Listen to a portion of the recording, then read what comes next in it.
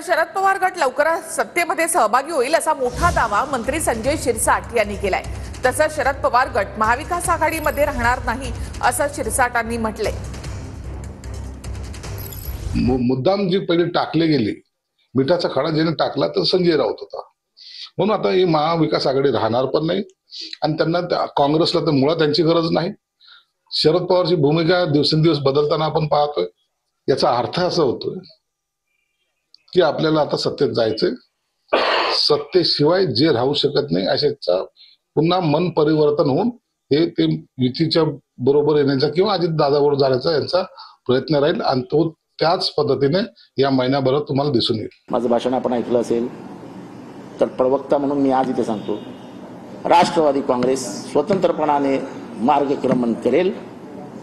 कुठलाही हेतू नाही, कोणाबरोबर जाण्याची इच्छा नाही, हेतू नाही, हे स्पष्टपणाने काल सांगण्यात आलेलं आहे। आणि अधिवेशन संपल्यानंतर पक्षाचा राष्ट्रीय सरचिटणीस म्हणून मी इथे स्पष्टपणाने सांगतो, आमची कोणाबरोबरही जाण्याची तयारी नाही, इच्छा नाही आणि मानसिकता नाही।